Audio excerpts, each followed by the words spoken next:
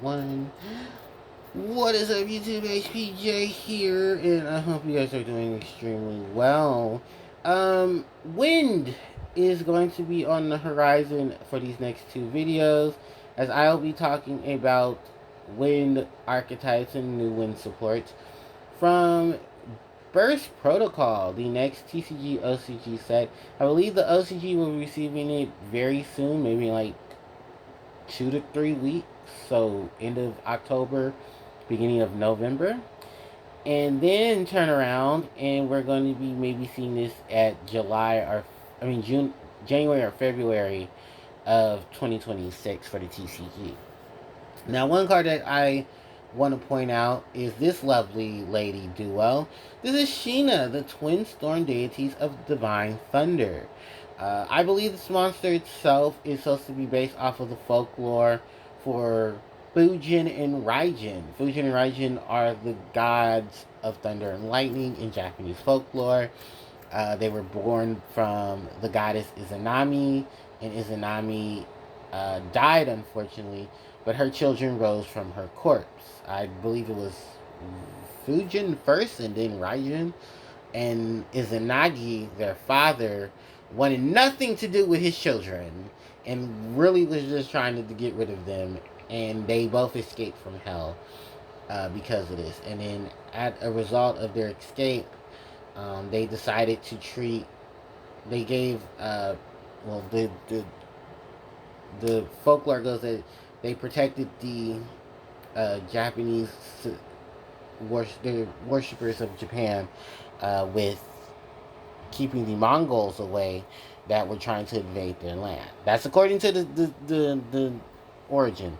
You can look it up yourself. I don't make these origins up. I just read a little bit of it because when I saw the artwork of the cards, I immediately thought Fujin and Raijin, which I'm actually quite surprised that they didn't go with the name Fujin and Raijin, but they're calling this monster in Japan Terai no Su Fujin Sheena, which itself means, divine twins of thunder and lightning, because Sheena, which I don't know, like, why not point out both monsters? Maybe they're going to print the monster separately later on and make an archetype out of them, which would be cool. But yeah, this card itself, let's actually read more into it. So it's a level 9 Wind attribute dragon type effect monster, 2900 attack, 1500 defense, and it states that you can only use its first effect once per turn. And its effect reads that when your opponent would activate an effect while you control a wind attributed monster, you can quick effect special summon this card from your hand, and when you do, apply these effects based on the card effect's type. If it's a monster card, you can return all face-up monsters on the field to the hand, except for Sheena, the twin storm dragon deity of thunder. A divine thunder. If it's a spell or trap, you can return all spells and trap cards on the field to the hand. And the first time this card would be destroyed by a battle, each turn it is not, signifying that it has at least a one-time shot of battle immunity, and then outside of that, everything else is just pretty much free game. So I've been reading the comment sections of this card and people talking about this card. Well, what archetypes can this fit in? Well, there's quite a few wind attributed archetypes. Of course, you know one of them to be Harpie. The second wind archetype, the other wind archetypes I can think of and actually had the chance to look up were Sheena Bird, the wind ritual archetype, Miss Valley from Hidden Arsenal, Gusto from Hidden Arsenal, Dragoonity from Hidden Arsenal, Yosenju. There's a couple of windups, Wind Witch and Speedroid, because they're wind attribute, including the Crystal Wing stuff. Then there's a few of the windups that are wind. I think it's like Zenmayo, the Exceed, and maybe Wind Up Juggler, who's wind? Yeah, because that's a thing. I said the Gusto. Ritual Beast is next, because they're all wind attribute. Then there's Samorg, a good portion, 90% of Samorg, because remember, the other 90% is dark attribute. But while they're on the field and some of them are in the grave, they're considered wind monsters. So that benefits them as well. Like I said, there's a very few interactions between a lot of these archetypes that specialize. Oh, great! That specialize in the attributes, but looking at it just as a whole, this card's gonna have to do a lot more stuff. Also, I believe in the OCG, this card is gonna be a secret, just based off of, no, it's gonna be a rare. So pray to the TCG gods that this card is it's gonna stay a rare when it comes here. Oh, actually no, because there's no more rares in the main sets. So it's either gonna be a secret or it's gonna be a God, it's gonna, yeah, it's gonna definitely have to like really depend on itself, because yeah, I don't know what rarity is gonna be if it comes to, when it comes to TCG, but pray that it's going to be something affordable. Um, I don't have anything negative to say about the card, but I don't have anything positive to say because it's trying to be Nibiru, but focusing on wind. And if this is going to be the TCG's, you know, main focus of their new wave of cards, giving Wind the card that does barely nothing but just return cards to the hand is kind of a big ass slap in the face if you ask me. Because there's no negation to her. The only battle protection that she has is once per turn. While her return effect to the hand on her special summon isn't bad, it relies solely on either a monster or spells and traps. So then you're heavily reliant on what your opponent is going to play and how you interact with it. Because bright side to this is that it's good for disruption. There's a really good effect to disrupt combos, but you're going to have to time it perfectly with those combos. Can I see this card being used competitively? Depending on if a wind attribute deck actually becomes competitive, because when was the last time you had a wind attribute deck become competitive? And I mean pure wind attribute, if because we can't say flu, because flu was part wind attributed winged beast, but the majority of the other deck was winged beast. That is for sure, because it ran Mist Valley Apex Avian, it ran Rise of the Mega Monarch, and then it had, you know, Impin, it has Snow. Well, Snow was water, Impin was wind. Toucan is wind, and I think it's Eaglin that's also wind, but Rabina and them were all earth. I mean, were all water attribute winged bees. So I don't even see this card being used in Flu, because remember, Flu doesn't special summon. Flu is focused on normal. So this card contradicts them.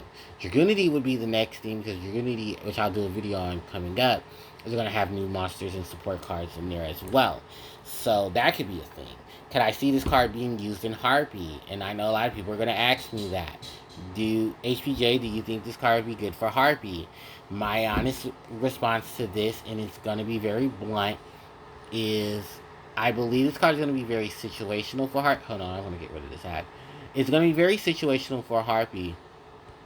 While the benefits to it are, yes, a giant body that's 2,900 that's going to return cards on the field to the hand. Depending on what cards they are is going to be the thing, because you can return your spells and traps. Benefit to that is that you can reuse your hysteric sign, you can discard it for an effect. But here's also the other thing, is that you're going to heavily have to rely on monsters to then defend you if your back row gets removed. Or if your monsters are going to remove, you're going to have to rely heavily on your back row. What cards are you going to run in your back row to help defend you in those situations? So you're really going to have to really think about your customization. And I think that that applies to all decks if you're going to decide to use this card. I have a weird feeling that I'm going to see this card in the meta, but it's not going to be because of an actual wind attribute deck. Raziel is still a thing, and I'm not going to be surprised if Raziel tries to use this monster with, what is it? Castel, the Sky Blasting Musketeer, because it's wind, and they'll exceed into it, and then summon it. Yeah, that is a thing. Like, I'm thinking of how they can how meta decks would most likely try to find a way to play a wind monster without having to play a wind attribute deck, just so they can play this monster. Because it's not bad. It's not bad at all. It's just situational with a return effect and not a negation, in a negation and removal. If it was negate and remove via non-destruction, it'd be a really good card. But I can also see why they didn't want to make it like that, because it would be broken too. But yeah, I don't have nothing negative to say about this card. Honestly, it's just situational. That's it. Otherwise, everything about this card is really good. It can be usable. You know, use it as an extender. Use it as a removal card, so that cards that would try to negate destruction effects can negate her or them, because it's destruction. It's not destruction. It's removal. It's sending the cards back to the hand, not destroying them and putting them into the grave, or just sending the cards from hand or deck to the grave, or sending the cards back into the deck.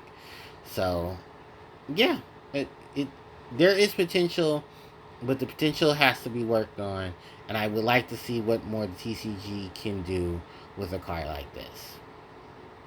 And that's pretty much it.